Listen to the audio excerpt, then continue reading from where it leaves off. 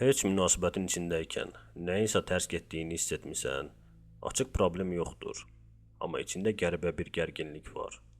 Sanki görünməz bir ip yavaş-yavaş istiqamətini dəyişir. Qərarları sən verirsən kimi görünür, amma nəticələr daim eyni tərəfin xeyrinə işləyir. Bu proses bir anda baş vermir. Yavaş və səssiz irəliləyir və çox vaxt sevgi adı altında gizlənir. Burada məsələ kişi və ya qadın deyil, mexanizm cins tanımır.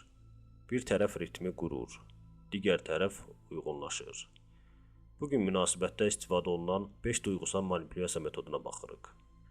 Sən fərqlisən mərhələsi. Bəzi münasibətlər tez başlayır. Bu normaldır.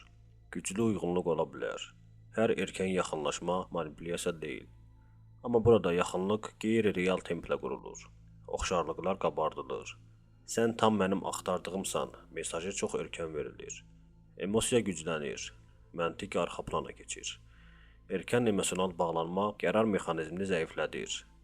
Sağlam münasibətdə dinamika sabit qalır. Burada isə yaxınlıq sonradan alətə çevrilir. Problem temp deyil, problem niyyətdir. İsti-soyuq strategiyası. Əvvəl maraq yüksəkdir. Mesajlar ard-arda gəlir. Ünsiyyət davamlıdır. Yaxınlıq maksimum səviyyədədir. Sonra dinamika dəyişir. Cavablar gecikir. Məsafə artır. Bu təsadüfi deyil. Bu qeyri-sabit mükafat mexanizmidir. Qumar psixologiyası eyni prinsip üzərində işləyir. Nə vaxt gələcəyini bilmədiyin mesaj daha güclü təsir yaradır. Qeyri-müəyyənlik bağlılığı dərinləşdirir. Sən əvvəlki dinamikanı geri qaytarmağa çalışırsan. Daha çox yazırsan, daha çox gözləyirsən, daha çox düşünürsən. Məhz burada kontrol səssizcə tərəf dəyişir. Problem səndədir taktikası. Narahatlığını ifadə edirsən. Qarşı tərəfdən cavab gəlir. Çox şişirdirsən. Sən həddindən artıq həssassan. Problem səndədir. Burada məqsəd səni susturmaq deyil. Məqsəd səni özündən şübhələndirməkdir. Öz hisslərini şübhə etdiyin anda daxili sabitlik zəifləyir. Reaksiyalarını sorğulamağa başlayırsan. Bəlkə problem doğrudan da məndədir, fikir yaranır. Və burada dinamika dəyişir. Sən müdafiəyə keçirsən. O isə mövqeyini möhkəmləndirir. Reallıq yavaş-yavaş sürüşür. Qurban rolu. Bir anda dinamika dəyişir. Qarşı tərəf incilmiş mövqeyə keçir. Çətinliklərini vurğulayır. Sən məni başa düşmürsən. Mən onsuz da çətin vəziyyətdəyəm. Bu cümlələrlə səni empatiyaya çəkir.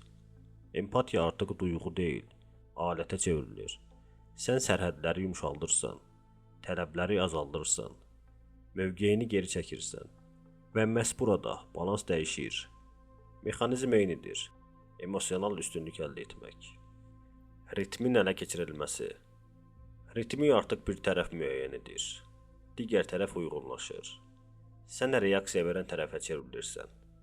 Yaxınlıq da, məsafə də artıq digər tərəfin qərarıdır. Manipulyasiya burada açıq görünmür. Çünki hər şey münasibət çərçivəsində baş verir. Amma struktur dəyişib. Emosional ritmi kim idarə edirsə, istiqaməti də o müəyyən edir.